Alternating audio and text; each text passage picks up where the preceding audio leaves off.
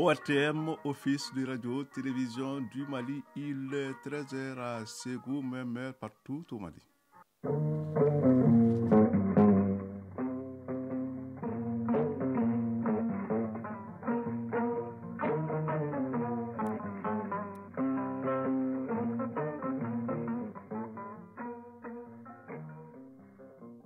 Le journal, Seydou Fomba. Bonjour. Lancement hier de la 19e édition du festival sur le Niger Ségou Art. Le thème retenu est patrimoine et créativité. À Ségou, nous retrouverons notre envoyé spécial, Cheikh Oumar Sangari. La cellule nationale de traitement des informations financières a un nouveau siège. Il a coûté plus d'1 milliard de francs CFA. Le nouveau siège de la CENTIF a été inauguré par le ministre de l'économie et des finances. 7 véhicules neufs remis au ministère de l'Enseignement supérieur et de la recherche scientifique par le gouvernement du Canada. Des moyens censés faciliter les déplacements et améliorer la qualité des services au niveau du département. Chronique du développement, nous reviendrons sur la problématique de la hausse des taux directeurs ou taux d'intérêt dans la zone UEMOA.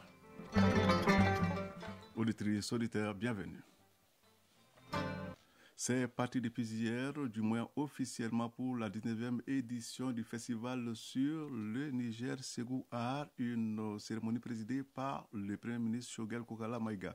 Les 3 lauréats du concours Ségou Art ont été primés. L'édition a pour thème cette année patrimoine et créativité, histoire de symboliser le retour à l'ancien format de l'un des plus grands festivals d'Afrique. Nous avons joué à Ségou, Cheikh Oumar Sangari. C'est sous les notes du légendaire ensemble instrumental national du Mali sur la grande scène d'Amonzon au bord du fleuve nourricier qui donne son nom à l'événement qu'est officiellement lancé le festival de Ségou. Au bout d'une vingtaine d'années, le festival sur le Niger est devenu un facteur de développement économique et socio-culturel de la cité de Balanzan. C'est pourquoi Ségou est fier de son festival et le maire a tenu à le faire savoir. Nouhoum Diarra, maire de la commune urbaine de Ségou. Ce festival Ségou Art sur le Niger s'impose aujourd'hui comme un événement majeur en Afrique, dans le monde, comme moteur du développement socio-économique, un facteur de croissance, de création de richesses, d'emplois, un facteur de paix et de cohésion sociale. C'est un événement qui continue de jouer un rôle prépondérant dans le renforcement de l'image de marque du Mali, berceau de l'histoire, des civilisations et des traditions millénaires, malgré ces crises multidimensionnelles passagères qui affectent tout le monde entier. Avec plus de 30 pays participants et le retour de l'ensemble des activités traditionnelles, le festival sur le Niger 2023 réaffirme la volonté de Ségou d'être la capitale culturelle du Mali. En témoigne la tenue récente de la rentrée de la diplomatie culturelle que la ville a abritée. Les activités de cette 19e édition se tiennent sous le thème patrimoine et créativité. Hataer Maïga, coordinateur général du festival sur le Niger. Ce thème vise à nous donner les outils d'identification des éléments du patrimoine culturel immatériel susceptibles d'orienter, d'influencer et d'amplifier la créativité, toutes choses qui participent à la création d'un futur meilleur, non seulement pour la valorisation du patrimoine, mais également le développement humain durable à travers le soutien à l'économie locale.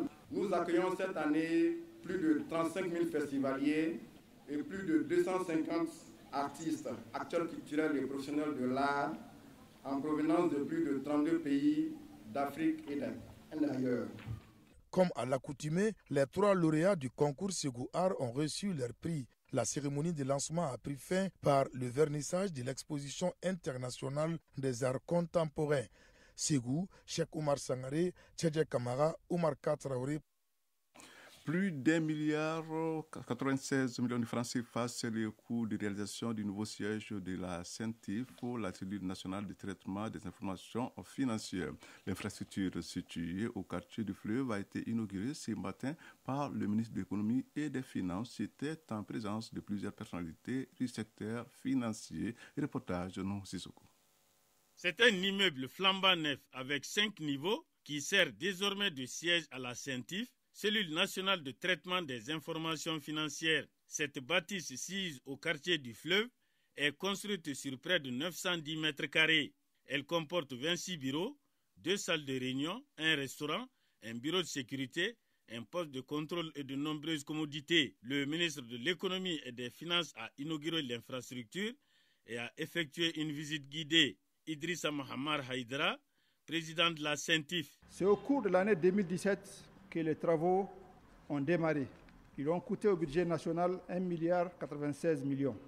Les réalisations vont améliorer le cadre de travail des membres et du personnel de la CENTIF et sont de nature à augmenter leur rendement. En effet, ce nouvel immeuble est doté d'espaces de travail adaptés à la sensibilité et à la confidentialité des dossiers qui sont traités ici. Pour le ministre de l'Économie et des Finances, cet effort du gouvernement s'inscrit dans le cadre de l'accompagnement de la CENTIF dans sa lutte contre le blanchiment des capitaux et le financement du terrorisme. Aloussé Nissanou. La CENTIF est une structure créée depuis 2008 qui a pour tâche donc de veiller et d'être l'instrument de l'État pour assurer, en collaboration avec d'autres structures dans d'autres pays, pour lutter efficacement contre le blanchiment des capitaux et le financement du terrorisme. Donc mettre la CENTIF dans les conditions meilleures de travail ne peut être que réjouissant pour moi. Je félicite les autorités qui ont pu faire de telle sorte que cet événement soit une réalité aujourd'hui. J'invite les agents de la CENTIF à en faire un bon usage et à tout faire pour que, en tout cas, la lutte contre le financement du terrorisme, le blanchiment des capitaux, la prolifération des armes de destruction massive soit vraiment une réalité. La CENTIF a pour mission le traitement et la transmission d'informations en vue de la lutte contre le blanchiment de capitaux et le financement du terrorisme. C'était donc là un reportage de Nuhu Sissoko. 7 véhicules neufs tout-terrain viennent d'être remis au ministère de l'Enseignement supérieur et de la Recherche scientifique par le gouvernement du Canada. La cérémonie de remise s'est déroulée hier matin dans les locaux de l'Institut national de formation en sciences et de la santé, INFS. Ces moyens roulants doivent permettre de faciliter les déplacements et améliorer la qualité des services au niveau du département en charge de l'enseignement supérieur et de la recherche scientifique. Le don a été rendu possible grâce au soutien financier du projet CLEF, qui n'est autre que la communauté locale d'enseignement pour les femmes et les filles en santé au Mali. Reportage Adam Traoré. Plus d'une centaine de millions de francs CFA, c'est la valeur estimable de ces véhicules remis officiellement au ministère de l'Enseignement supérieur et de la Recherche scientifique par le gouvernement du Canada. C'est là à travers le projet CLE, un projet qui s'inscrit dans le sens de promouvoir l'enseignement des femmes et des filles en santé au Mali. Professeur Maman Maïga, coordinateur du projet CLE. Avec un budget de 20 968 692 $ canadiens pour une durée de 5 ans. CLE intervient dans les régions de Bamako, Kayi, Koulikoro, Sikasso, Ségou et plus spécifiquement dans le district sanitaire de la commune 1 de Kalabankoro, de Kayi, de Kolokani, de Sikasso et de Barawili. Dr Bokari Diallo, directeur général de l'Institut national de formation en sciences de la santé. Objectifs, moyens et résultats. Dans le cadre donc, de l'atteinte de cette triade-là, nous avons demandé justement des moyens de déplacement à nos partenaires qui nous ont toujours accompagnés depuis 2004. Ces véhicules de supervision sont répartis entre l'Institut national de formation en sciences de la santé, 5, un pour la faculté de médecine et d'odontostomatologie et l'autre pour la direction des ressources humaines, secteur santé et développement social. Dr Oumar Dambélé, porte-parole des bénéficiaires. Nous sommes très honorés et nous assurons que ces véhicules seront utilisés à bon escient pour améliorer la qualité des services que nous offrons à la population. La représentante du ministre de l'Enseignement supérieur et de la Recherche scientifique manifeste l'engagement du gouvernement pour consolider la coopération entre nos deux pays. Maïga Aïssata Nyare, représentante du ministre de l'Enseignement supérieur et de la Recherche scientifique. Le don de 7 véhicules du gouvernement du Canada à travers le projet CLE cadre parfaitement avec nos besoins du renforcement et les orientations du document de politique nationale de l'enseignement supérieur et de la recherche scientifique. Alexander Marc Gilles, chargé des affaires et de la coopération à l'ambassade du Canada au Mali. Cette initiative, d'une durée de 5 ans, est en phase non seulement avec les priorités du Canada, mais surtout avec ceux du Mali, à savoir améliorer la santé et le bien-être des populations à travers la formation des professionnels de santé. La cérémonie a pris fin par une visite guidée des locaux de l'Institut national de formation en sciences de la santé. Ouverture hier jeudi d'un forum national sur les bonnes pratiques de cohabitation entre agriculteurs et pasteurs au Mali. L'objectif visé est d'informer et de sensibiliser les acteurs à travers des partages d'expériences pour davantage instaurer la cohabitation entre agriculteurs et éleveurs d'un même espace agropastoral. Aliou Abdoulaye Touré. Selon les statistiques du Fonds des Nations Unies pour la consolidation de la paix, plus de 60% des conflits enregistrés au niveau des tribunaux relèvent des ressources naturelles, notamment le foncier agricole, les rapports souvent difficiles entre éleveurs et agriculteurs. Face à ces constats, l'ONG Azaher et ses partenaires initient le présent forum pour renforcer l'appropriation par les acteurs des bonnes pratiques de cohabitation entre agriculteurs et éleveurs. Ahmed Sekou Diallo, représentant de l'ONG Azaher. Le consortium Azaher-AFAD a voulu, avec les différents acteurs, créer ce forum pour susciter des échanges, mais surtout partager des bonnes pratiques de cohabitation en guise de contribution à la cohésion sociale et à la paix. Ce forum regroupe les éleveurs, les agriculteurs, les organisations paysannes et les maires des communes d'intervention de l'ONG Azaher. La finalité recherchée est d'instaurer une paix durable et le vivre ensemble entre communautés. Anitriana Andriavelo, chargée du programme du Fonds des Nations Unies pour la consolidation de la paix. À titre de rappel, depuis 2014, le PBF a approuvé plus de 74 millions de dollars, soit environ 44 milliards 500 millions de francs CFA, pour la consolidation et la pérennisation de la paix au Mali. Pour sa part, le représentant du ministère du Développement rural s'est réjoui de la tenue de cette rencontre, qui est un facteur de cohésion sociale. Draman Togola. Les autorités maliennes et leurs partenaires sont mobilisés pour mettre en œuvre plusieurs initiatives afin d'apaiser la cohabitation entre les utilisateurs de l'espace agropastoral et de renforcer la paix et le vivre ensemble entre tous les fils et filles du Mali. 2 jours durant, les participants échangeront sans complaisance sur les bonnes pratiques de cohabitation entre agriculteurs et pasteurs du Mali avant de produire des conclusions. Un reportage signé Aliou Abdoulaye Touré, Mali Actualité, 13h passées de 12 minutes. Actualité hors du Mali, à présent, on commence par le Sénégal où le procès de l'opposant Ousmane Sonko pour diffamation a été renvoyé au 16 février. Le candidat déclaré à la présidentielle de 2024 avait accusé l'actuel ministre du Tourisme, Mamba Niang, d'avoir été épinglé dans un rapport de l'inspection générale d'État pour des détournements de fonds de près de 29 milliards de francs CFA. Des propos jugés diffamatoires par Mamba Niang, qui a aussitôt saisi la justice. L'opposant ne s'est pas présenté hier au tribunal pour n'avoir pas reçu des citations à comparaître selon son avocat.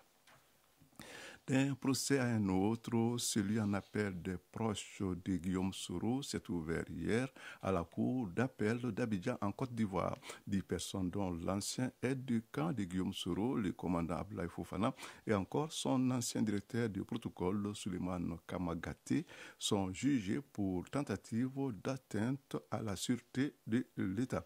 Les faits remontent au 23 décembre 2019 au moment du retour à portée de Guillaume Soro, estimant qu'il risquait d'être arrêté à son arrivée. L'ancien président de l'Assemblée nationale ivoirienne avait finalement atterri au Ghana. Lors d'un premier procès tenu en juin 2021, Guillaume Soro avait été condamné par contumace à la perpétuité. La peine retenue pour ses proches et collaborateurs est de 20 ans de prison ferme. Le pape François achève ce vendredi sa visite en République démocratique du Congo. Il a rencontré des victimes des violences avant de célébrer une grande messe devant environ 1 million de personnes et rencontrer des jeunes réunis dans le plus grand stade du pays. Cette visite a été particulièrement marquée par une grande mobilisation et des discours poignant du souverain pontife. Il est attendu aujourd'hui à Juba, la capitale du Soudan du Sud, également pour une visite de 3 jours. Un sommet bilatéral de 2 jours entre l'Espagne et le Maroc s'est achevé hier à Rabat. La rencontre était présidée par le Premier ministre marocain Aziz Hanouk. C'est son homologue espagnol Pedro Sánchez. Les 2 chefs de gouvernement étaient accompagnés d'une délégation d'une dizaine de ministres de part et d'autre. Après plusieurs années compliquées, notamment autour de la question migratoire, les 2 royaumes ont affiché leur volonté de tourner la page. 24 accords ont été paraphés dans des domaines de l'énergie, de la lutte contre le terrorisme et de l'éducation. Longtemps au cœur des tensions entre les 2 pays, la question migratoire semble aujourd'hui dépasser selon Pedro Sánchez. Il a également précisé que les frontières vont redevenir un sujet commercial.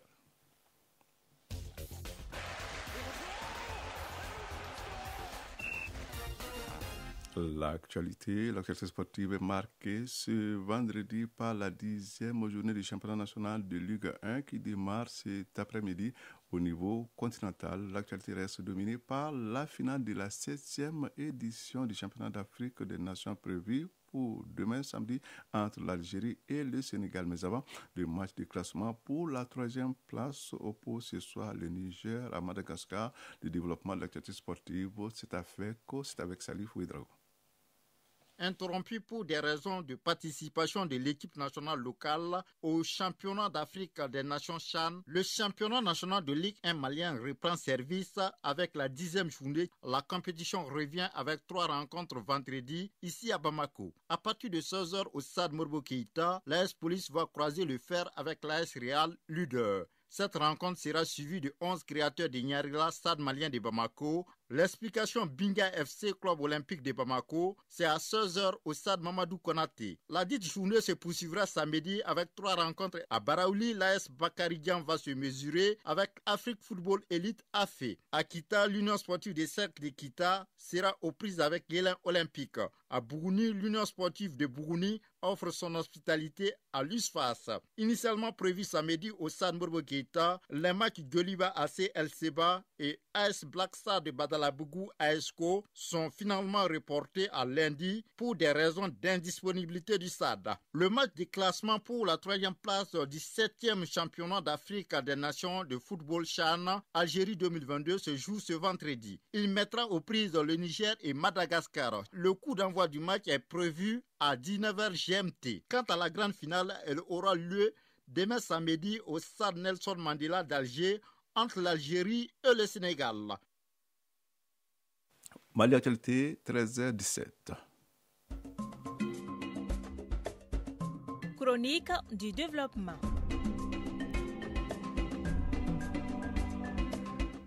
La chronique du développement, une rediffusion qui revient sur la problématique de la hausse des taux directeurs ou taux d'intérêt dans la zone UEMOA, une mesure qui est destinée à maîtriser l'inflation dans notre espace, l'espace communautaire. Aussi plutôt, le rapport de la future monnaie unique de la zone CEDEAO, l'écho est justifié en partie par cette question. Voilà, chronique du développement et une réalisation de Soumaïla Berti. Initialement annoncée pour 2021, la monnaie unique de la zone CEDEAO, l'ECO, ne sera probablement effective qu'en 2027. Des difficultés d'ordre technique et contextuel sont les principales causes de ces reports. Modibo Maoumakalou, économiste. Pour avoir une monnaie unique, il faut des critères de convergence. Ça veut dire qu'il faut que les économies aillent dans le même sens, que les économies soient similaires, qu'il n'y ait pas de très grandes disparités entre les économies.